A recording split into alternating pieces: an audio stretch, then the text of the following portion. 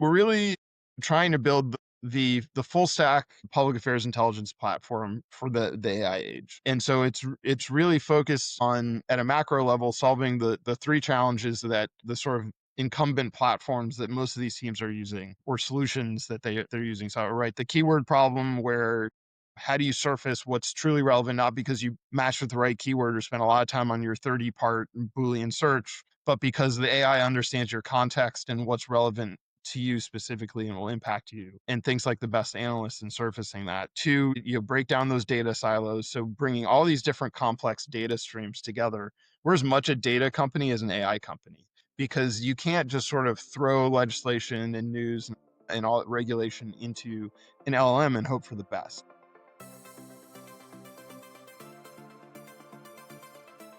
Welcome to Anchor Change, where we help you panic responsibly in a chaotic world. I'm Katie Harbath. I've navigated impossible trade-offs in tech, politics, and my personal life for decades. I know that can be lonely. As a Midwesterner who spent 20 years in Silicon Valley and DC, it's taken me a while to figure it out. I still am. One thing that helps me is hearing the stories of other people forging their own paths.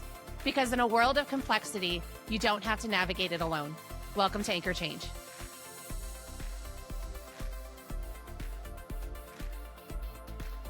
Hey, welcome to Anchor Change. I'm Katie Harbath. Today we have my friend Jeff Berkowitz, who I've known Jeff since 2003 at the Republican National Committee. We worked together at the Giuliani campaign. We've just been friends for 20 plus years here in DC. And he has a fantastic background in research and then doing consulting through his company called Delve. And most recently, and why I really wanted to talk to him, is he's been using AI to build a tool called Delve Deeper, which helps public affairs professionals do the research, get the transcripts, get the news clips, do the memos, all of those things that used to take forever in which to do. Now, by using AI, he's really helping to simplify all that. In full disclosure, I am an advisor. I'm an investor in Delve with all of this, but I really think that Jeff is bringing together an intersection of public affairs and policy and tech that I haven't necessarily seen from anybody else. And so that's why I wanted to bring this interview to you. So I hope you enjoy. Jeff, welcome to Anchor Change.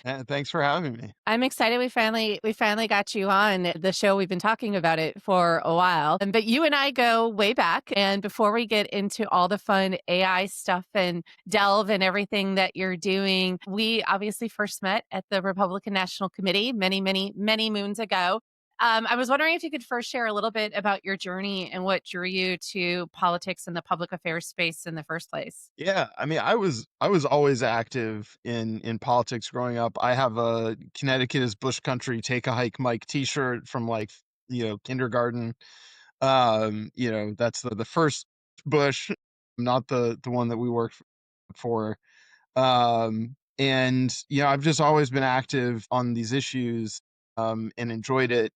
But that said, my plan was actually to go to college for computer science. I didn't And know then the that. summer between my junior and senior year, I worked at Boy Scout camp, and I was a camp commissioner, which is essentially, my job was to make sure the parents were happy during the week while the kids, and distracted from the kids, so the kids could have fun at scout camp. And that was my first taste of diplomacy and politics in action. And I came back, realizing, like, I really needed to go after my passion of policy, and that led me to revamp my college search, which my parents were thrilled about, land here in Washington at American. And so did you just study political science or did you also add computer science to that? No, so the other thing I realized is computer science involves a lot of math, which I do not like. So actually, I didn't do a poli-sci degree. I was in the School of International Service, and got an international affairs degree. So my original plan in Washington was to go be a diplomat. And what that clearly didn't happen. So what led you Well, to technically it did, because I was a presidential appointee of the State Department, so I did get the True. black Yeah. passport. I didn't. My first internship in Washington was at the UN office here in Washington. We spent the entire semester drafting and redrafting the same memo and revising it with feedback from the people we were literally sending it to at headquarters in New York. And I realized that I was not cut out to be a diplomat, because it really required you to be a very good bureaucrat. And I am very bad at following rules. So then what led you to the research? No, the RNC wasn't your first job, was it? out of school or? It was my first job. So well, I worked at the RNC. We met during my second tour at the RNC, Okay. actually. I worked at the RNC in college. I actually started, they used to have the phone banks in the basement, for finance, doing the fundraising. And it was great money for college for pizza and beer. And it was, you were calling, mountain and west, mountain time and west coast at night. So a couple of us would go, take the metro from Town down to the RNC headquarters, go to the basement and dial for dollars. And I mean, it was good, especially if you could get the bonus for getting it on the credit card and hit some of the other things like, it was great fun to talk to folks and convince them to give you some money for the RNC and what we were doing across the country. Well, and And that then was they early saw I was good days. at it, so they moved me up to helping with like the larger events and everything. And then after I graduated, I went to work for a think tank and realized that I'm not very good at sitting around and thinking. I actually wanted to do things, which kept getting me in trouble there. And a friend of mine knew Tim Griffin, who was coming back from Department of Justice to take over the research shop at the RNC. But I understood from my friend, like he was being brought back during the midterms to kind of prepare for the reelect, and that if I didn't screw things up, other words were used, that I would probably get to continue working with him past the midterm. So I showed up. I knew the dictionary definition of research. I didn't know what that actually meant in a political context. But they put me in the war room, and I didn't screw things up. So No, and I feel like we do have to tell the story. So when Jeff and I first met, Jeff thought I was the intern. So this is to set the stage again for everyone. MySpace is the biggest social media thing. Facebook doesn't exist. YouTube doesn't exist. Like we had to code emails, to sending out a blast email was revolutionary. Like this was very new. And so I was in the communications department, this bright-eyed 23-year-old, and I was in charge of taking the research documents, formatting them so that we could send them and blast them out to a press list or an email list or whatever it might be. But I didn't know how to do that. And I was told to go talk to these two guys over in the research department about this. And I find out years later, Jeff, you can tell your side of the story, but you at first did not realize I was a bona fide full-time employee. Tim, myself and one other person, I knew how to do HTML coding like back in the day. Like none of the languages I learned are actually even used anymore, in terms of programming. But we knew how to code those, get the formatting correct, because there were a lot of very specific formatting that they wanted for these emails to go out. We were told there's an intern over in comms, in communications, that you've got to show how to do the system, because both myself and the other person in the research shop that knew how to do this were both Jewish, and Oh, that's right. You're going to be out they for the had to holidays. send an email on Rosh Hashanah, and neither of us were there. And so they realized we need some goyim redundancy here. And so You we need were told there's an a good intern. Catholic girl from Wisconsin like me. There's this intern over in e-campaign. I don't even know I think it was an e-campaign intern. We didn't have e-campaign yet. It was just in comms. Like we didn't make an Yeah, official I think e-campaign you were it. department till I was it. Yep. That's going to learn. You're going to show her how to do this. And we were given the impression that basically, like, this young woman doesn't even know how to use a computer. She's in comms, so that already gave us our assumptions about the level of sophistication we were walking into. Oh, God bless Tim Griffin. I believe I redeemed myself. I hope I did You in did. off the You first did. impressions. But you were very annoyed at how like slowly we were talking to you, and how like we were going through a lot of details and trying to simplify things. Yeah, you were going back to basics, which and I was kind of like, I know how to do this already. I don't know what the heck's going on here. And then it all came to light of what the miscommunication that it happened. So walk us through now. So like we're fast forwarding a bit, but you stay in politics for a while. We work on the Giuliani campaign. We're all kind of growing up with the internet and how public affairs is changing. When did you decide to go out on your own and create First Delve as the consultancy? Yeah. A few years after I started it. Isn't that how it always goes? Like all of a sudden you're like, Yeah, wait a I mean, second, I think that I've I did this. Yeah, I did this in the reverse. The clients preceded the firm. Did I So create your first after website? you did for a case of Miller Lite. I'm a very cheap website Uh, developer, yes. Everyone who saw it like Miller Lite, she's from Wisconsin. Like, oh, okay, that makes more sense. Um, I think now your rates have increased. I think it would have to be like a couple cases of Spotted Cow or something now. This Maybe a inflation, bottle of bourbon. bottle of bourbon, some bottles of bourbon or something. But yeah, so I I was after the Giuliani campaign, came back to Washington and was at a global health and development think tank and advocacy organization running communications, which was a very interesting time to be involved in Yeah. communications. We were explaining what Twitter was. I think I think you even helped us. We did Yep. a live stream, like a web television show with Frank Sesno and all these great guests. And it's like none of the technology that we have today that makes this like so easy to like live stream things and do all the other existed. You had to like jerry rig a lot of creative things to make things happen. And then I was there for the rest of the 2008 election, and then went back to the RNC as research director. My third tour, fourth chairman, fifth election cycle. Um, you know, which was my working for Michael Steele, who was in very different than the other RNC chairs I had worked for, and how he wanted to run things, and ran through senior staff very quickly. And I made it a year and then moved on from the RNC along with many other senior staff, and didn't really have a plan for what was next. But people needed research, and more what I saw was companies, industry groups asking for the kinds of research analysis that we would do typically for a political campaign, because this was the very early glimmers of what we now call the stakeholder economy. And the realization that there is now committed, increasingly professionalized, increasingly digitized activism and pressures and different interests, and the way that the what used to be accomplished with a shoe leather lobbyist going and talking to his buddy on the committee is now a much more complex, multifaceted process that involves a lot more than just the direct lobbying relationships.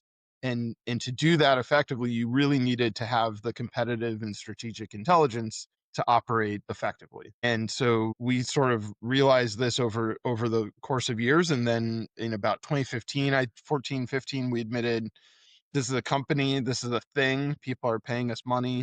I mean, they keep paying us money. So we planned the flag and rebranded as Delph. The website you built was Berkowitz Public Affairs. When Oh I was yeah. like, I don't know what I'm going to do, but people tell me I need a website so that people think I'm legitimate.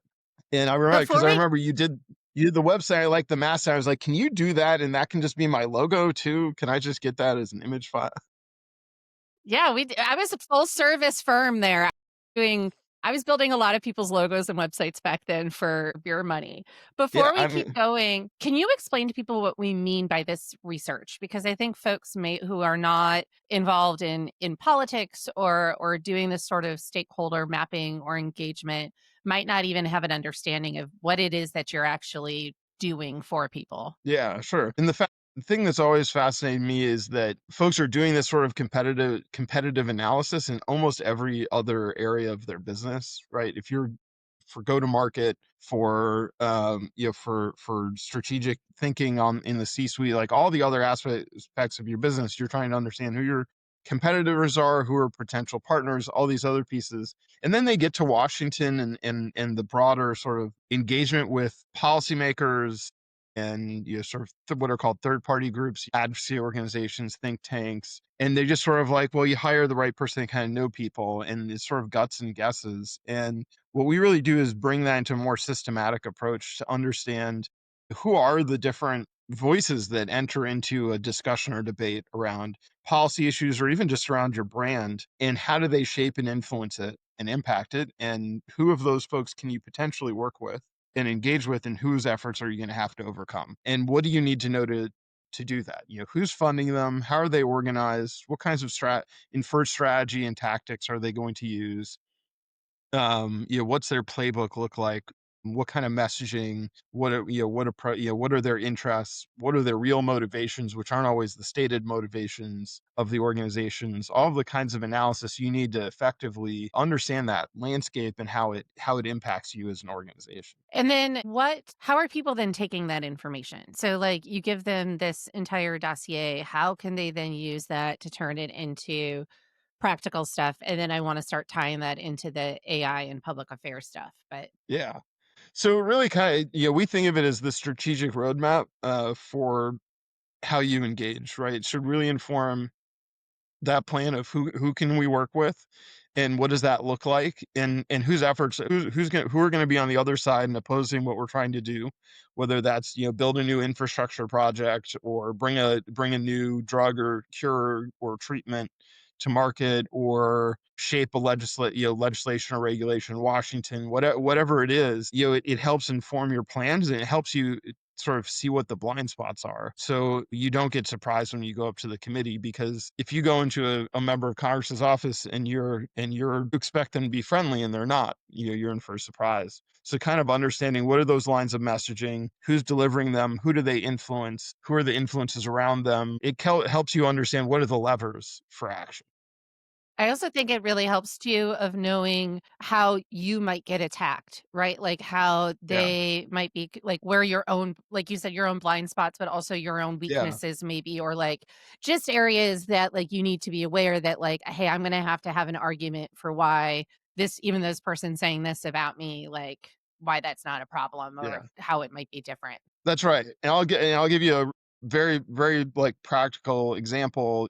We were working on a large telecommunications merger, and other folks had tried to effectuate a similar merger in the past and run aground in regulatory and political opposition. And so what we did before they announced this merger plan, it's not, it was an acquisition. Merger is always the polite word in these kinds of situations. We went and assessed, like, is what does the coalition of opposition likely look like? Who are the people who are likely to be vocally opposed to this, based on them opposing the prior attempt at a similar merger or other similar types of mergers in the telecom or adjacent spaces, and really sort of built out, like, here's what that coalition likely looks like.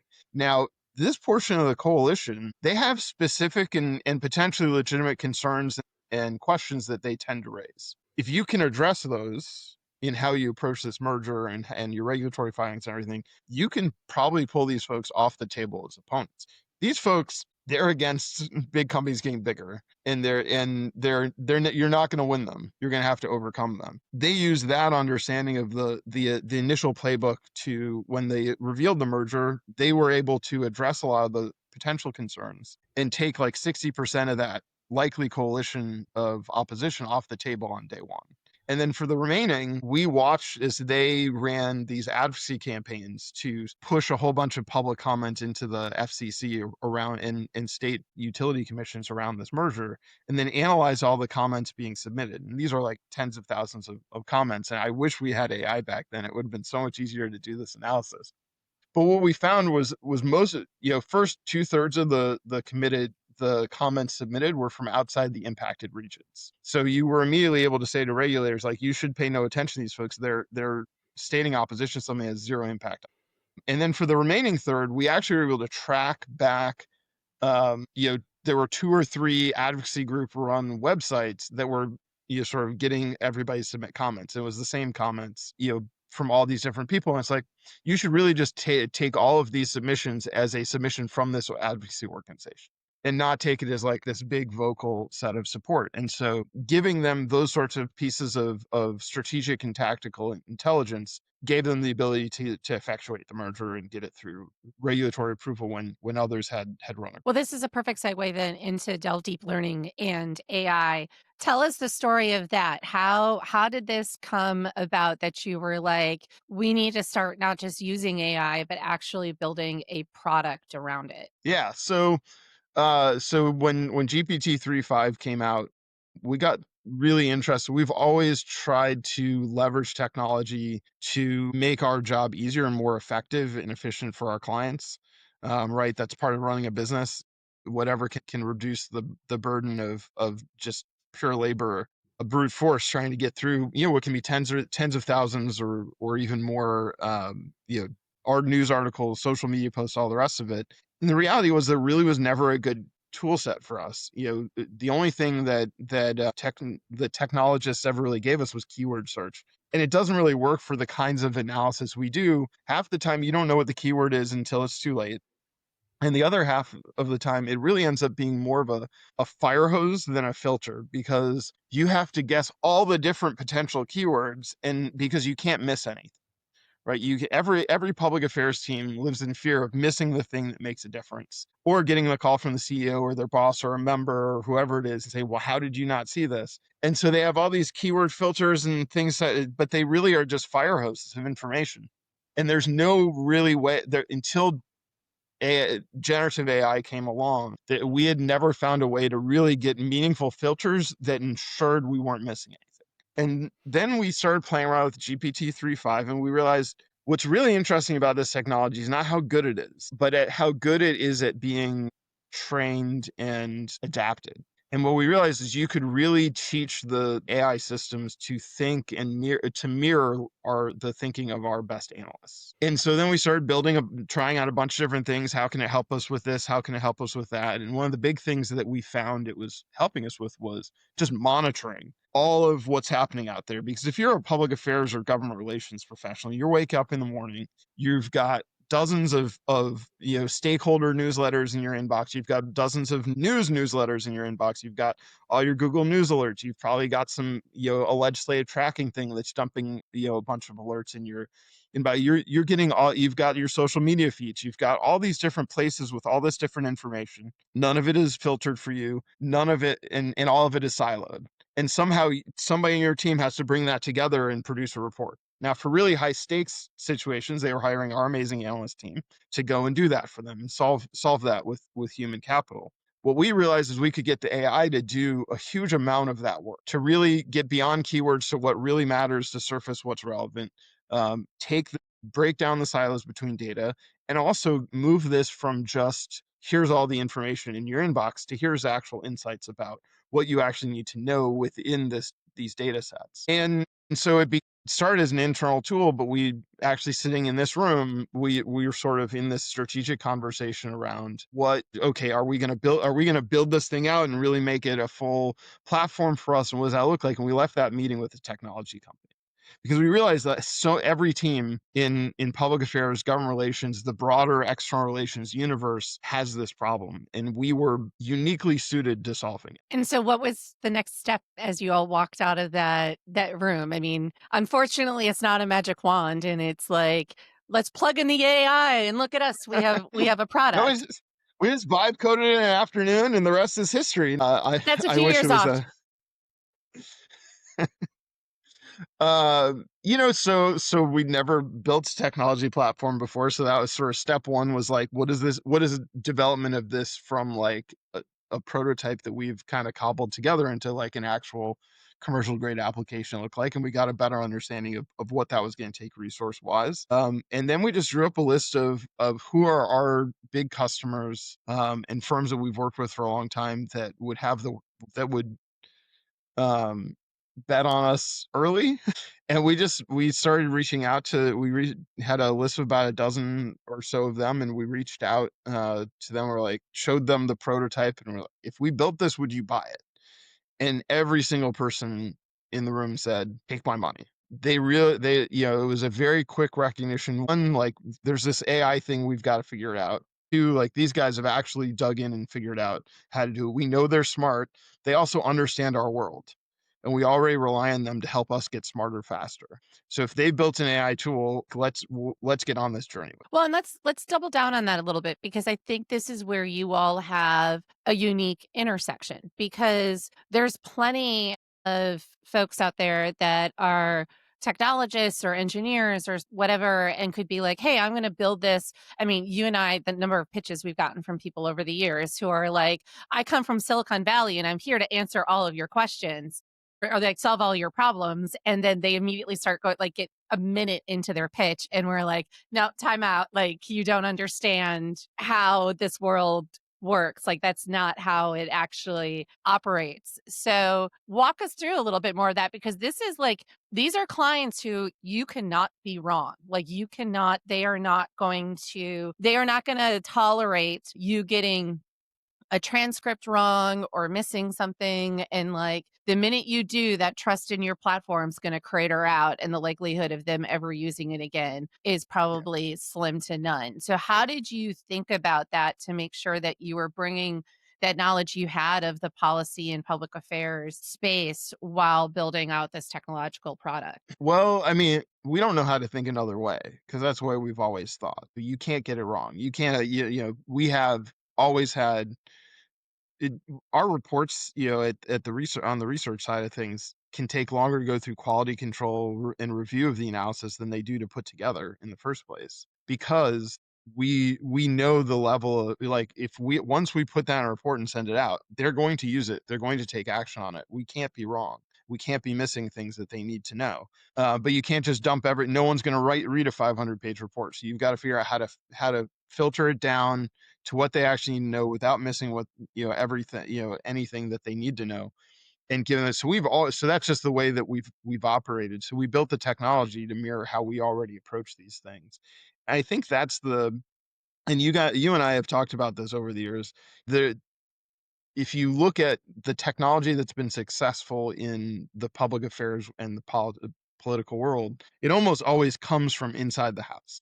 It's very rarely the technologists coming descending from San Francisco and saying we figured it out. They give us sort of the base layers of technology like AI models or social media and mobile, but the people who build the platforms that actually work in our world are usually from our world. And I think that's a big differentiator for us is not just that we're in this world, but we're very uniquely situated in between all of the data and the people that need to know what's in that data and without having it all dumped on their head. And I think most of the other platforms are used to like just bringing the data to the people. Well, and I'll flip that though too because I agree with you. Most of the stuff that is successful is built in house, but there's also a lot of stuff where I've had people who have a political background who are like, oh, the internet's easy. Like, this shouldn't be that hard to build a product. Like, I'm going to go build a social network. I'm going to go build this. And then it fails because they don't understand how the technology works or also what goes into that. So I don't want you to discount that too much And, for you all because I found that like you have found this, and I do want to ask you kind of about what you're learning about building a tech startup, but I do find that you all are some of the unique ones in DC who understand the value of the technology and how to speak tech, but also how to speak yeah. politics, public affairs, and meld those two together in a way that can be successful. Yeah, that's right.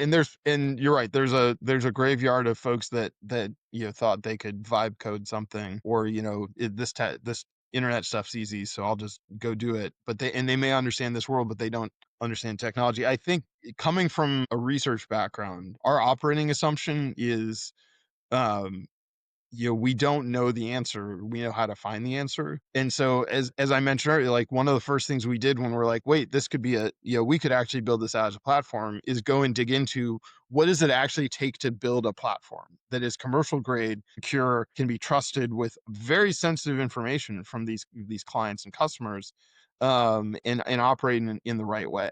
And we'd been spending at that point a year really digging into the AI technology and how does that work. And so we actually found as we started talking to development teams, and this is early on, it'd probably be a little bit different at this point because they've started to get more. But as we talked to development teams, we realized, and sometimes they even said, like, you guys actually understand this AI stuff more than we do because we took the time to figure it out, and then found that it's very easy to shift from hiring researchers to engineers because they're the same personality type. It's They very really true. like to be Yes. left alone to solve really complex, interesting problems. Uh, and so we found really great engineers that were willing to jump in with us, not because they knew about politics or public affairs, but because they were excited about solving really interesting challenges at the cutting edge of where technology is today. So walk us through. I'm a client. What's the pitch? What are they signing up for and what are they using the product for today? Yeah. So we're really trying to build the full stack public affairs intelligence platform for the AI age. And so it's really focused on, at a macro level, solving the three challenges that the sort of incumbent platforms that most of these teams are using, or solutions that they're using. So, right, the keyword problem, where how do you surface what's truly relevant, not because you matched with the right keyword or spent a lot of time on your 30-part Boolean search, but because the AI understands your context and what's relevant to you specifically and will impact you, and things like the best analysts in surfacing that. Two, break down those data silos. So bringing all these different complex data streams together. We're as much a data company as an AI company, because you can't just sort of throw legislation and news and all regulation into an LLM and hope for the best. You've really got to spend a lot of time structuring that data in the right way to expose the right pieces to the AI, to the AI to surface the right things. Because a lot of times you don't care about that news article. You care about that one quote that happens to be in that news article. Or you have these big piece of legislation. It's really just this one section that impacts you. We have one client at the research firm that a one sentence section of a giant sanctions bill was literally like billions of dollars at stake for them if that went Wow. sideways in the way that it was implemented. So that was really important. The rest of the bill didn't really matter to them. It was that one section of that. So structuring the data in the right way to do that, and then being able to generate insights rather than just have a big information dump. And so what our platform does is really take a lot of the drudgery work of pulling all of those data together from different places, sifting through them for what's important, and then helping you turn that in. So instead of spending time doing those collection activities and formatting activities and the other things, your team is actually spending their time thinking and strategizing about what they're seeing, and able to educate and inform all of your stakeholders, internal and external, about what's going on very quickly. We're seeing teams save 10 to 20% of their time every week in generating the monitoring reports that they need of what's happening with legislation and in the news, tracking hearings. We're the only platform that's doing real-time transcription of congressional hearings, and that's rolling out to state legislatures, White House briefings, all the other types of live stream content that folks need. And the thing that I've learned that's been fascinating is you say real time, and people are like, "Oh yeah, the platform we have now is doing that in real time." It's like, "Oh yeah, when are they getting you? When do you get the transcripts?" Like, "Oh, like in a few hours after the hearing ends." I'm like, well, that's not real time. Real time is it's literally appearing under the video as you're watching it, and we're the only ones doing it, and having the AI pull it out. And I think that's a really neat feature because it shows how the AI technology is going to change the way public affairs teams do their work. I mean, it's wild. Like right now, as we're saying it, I mean, in some ways, it feels like, well, duh, why wouldn't you be able to get transcripts like right away? But that was up like even last year or 6 months ago, there would be a hearing, and if you didn't pay for like Politico Pro, which was thousands and thousands of dollars every year, it was hard. You had to wait sometimes days before a transcript became publicly available. And if I'm watching a hearing and wanting to get my clients key clips of stuff that a member is saying or a witness is saying, I had to like go back and transcribe it myself or have an intern transcribe it, right? Like you had to do all of that. But like it sounds simple, but it's a really revolutionary type thing for people to be able to have that at their fingertips, especially given how fast things move, because those offices sure as heck are taking that video clip of that member railing against your hit witness and putting it on social media right away. And so you better be ready with your response to that. Yeah. So what's even funnier is that people are paying thousands and thousands and thousands of dollars to platforms like Politico Pro, and they're still waiting hours or days to get that transcript Yeah. from Politico Pro. And I always thought this was crazy. I think it's a lot less crazy now that I understand what it was going to take, what it took us. The like multiple levels. It was like a giant Vidalia onion of complexity. And it made a lot of our engineers cry a lot. It's amazing But how seemingly simple things are quite complex in which yeah. to build out until you actually start, like you said, peeling back the layers of the onion. And one of the things about Delve that really blew my mind away, and in full disclosure for folks, I've been working with the team and investing and all that was when you all showed me like as if like, okay, you all of a sudden, senator is willing to go and talk to you today. Your lobbyist is going to can be there in an hour. You need to pull together for them everything this member has said, not maybe everything, but a quick summary of latest things this member has said on your topic, key questions to ask, but like things that would normally make a human being want to cry because you have to pull that together in an hour, you all are now able to do with the AI tools that you have. Yeah, it's so our deep research tool, it's a really awesome agentic workflow that we built, and it mirrors how our analyst team would pull together that kind of research. And we, a lot of folks are like, well, how is that different than the ChatGPT deep research or Perplexity?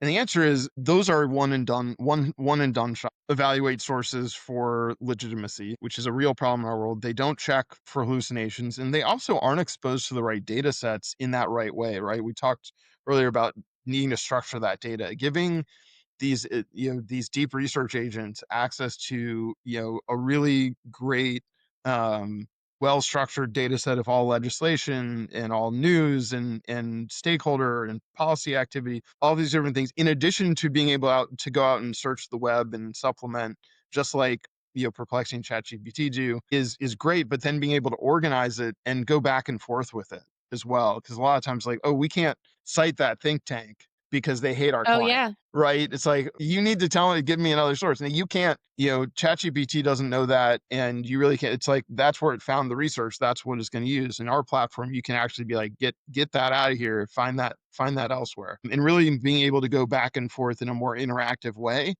to really replicate, teams have to pull this information together fast, but it often takes them hours or days. And now this is a 3 to 5 minute process to get that first draft. And So it's going what's to be a been the lot more laser focused than when you ask the intern and they didn't understand it. What's been the response from clients? How has it been in terms of pitching and how have they been using it? And have there been surprises about that have popped up? Because I always know like you have this dream of how people are going to use your technology, and then there's how they actually use your technology. Yeah, I mean, that was the fun thing. We really went into the beta that we did last year with this open mind of, we have a lot of assumptions. We had very sort of base level workflows built out, but we didn't want to build too much before we put it in people's hands, because I was like, where are they going to take it? And it's been really fun to co-create it with the early users and sort of see what's rhyming across teams, and how what they wish it did, and how it's done. And it definitely impacts our roadmap and how we build, and where the gaps really are for teams. But it's, a number of them have described it as a game changer, because it's giving them time back to do what they actually were hired to do by their clients, and that got them into public affairs in the first place, right? They got into public affairs so they could sit through a 3 hour hearing trying to furiously take notes, right? It was to do something that helped shape Yeah.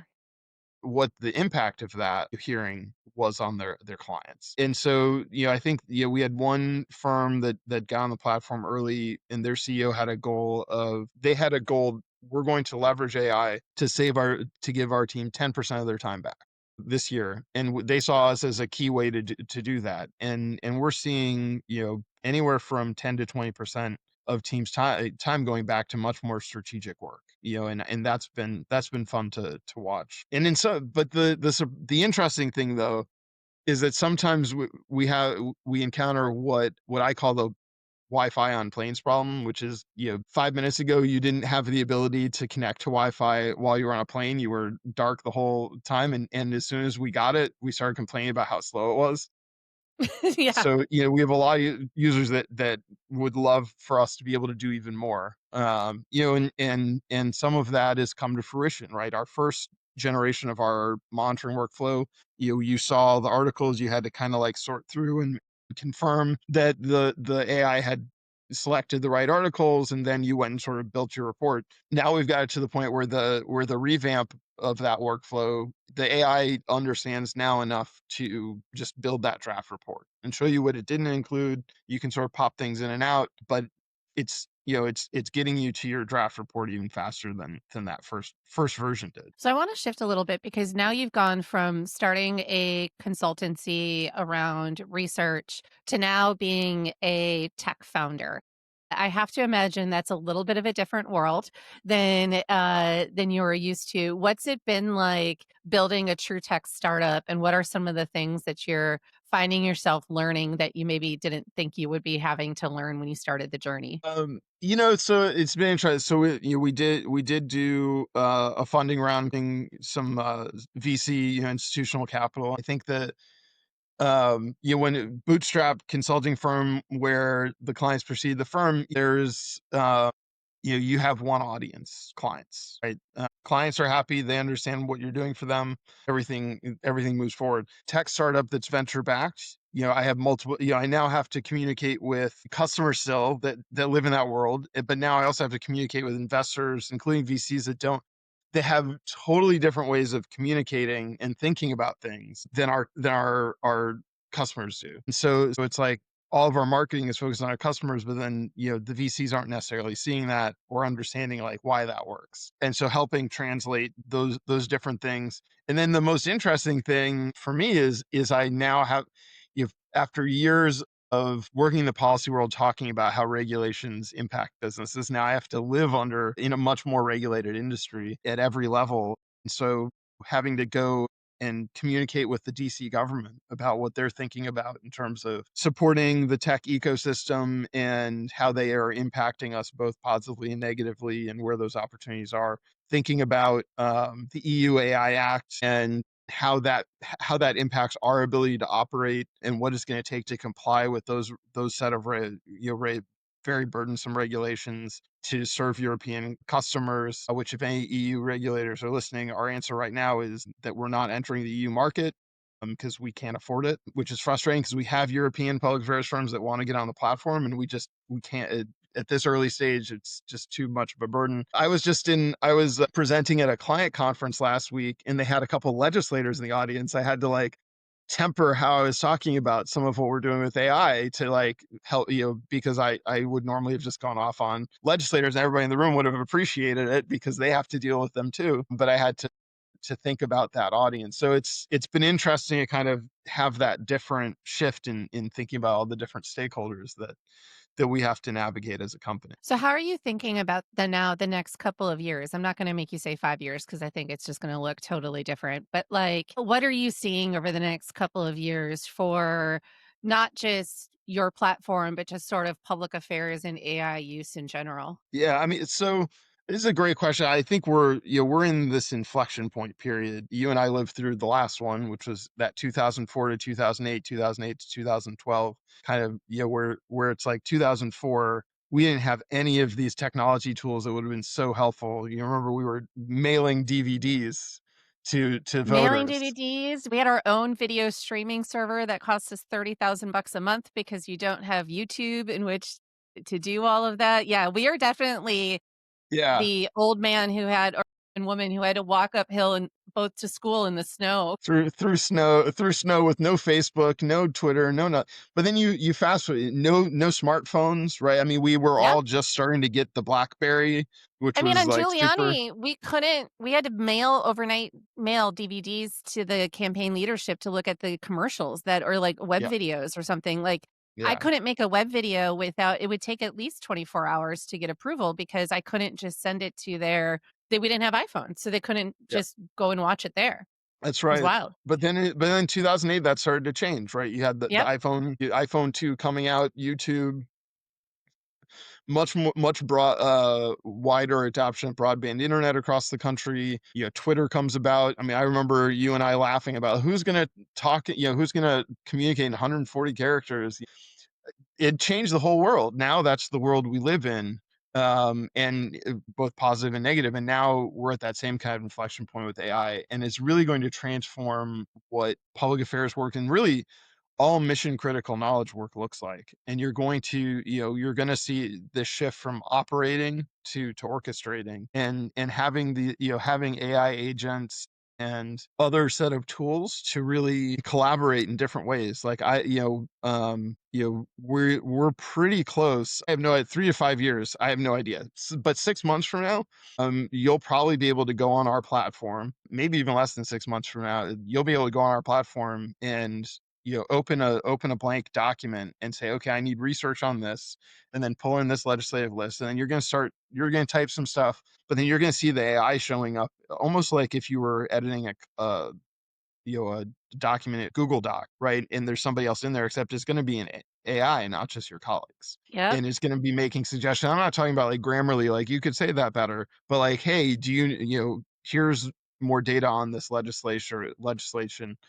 And it's I think where we're going with things, as a platform, and I think it's reflective of where you're going to see a lot of this AI technology go, is the future of the internet is not arguing with robots on the internet in this chatbot form. I think it's a very temporary state while people like us invent the real AI user experience of the future. And we're really trying to push the bounds of that and keep people from having to like argue with I in chat, because I don't think folks in public affairs want to become expert prompt engineers, nor should they have No. to try and get their job done. No, I don't think so, and I think you're right, like, the agentic where we're going with the agentic world is gonna be really exciting and interesting, but Jeff, where can they find you? Where if they want to get a demo, learn more about Delve, how can they do that? Yeah, delvedeeper.ai right there on the internet, and would love to talk to teams that are trying to think through how to use AI.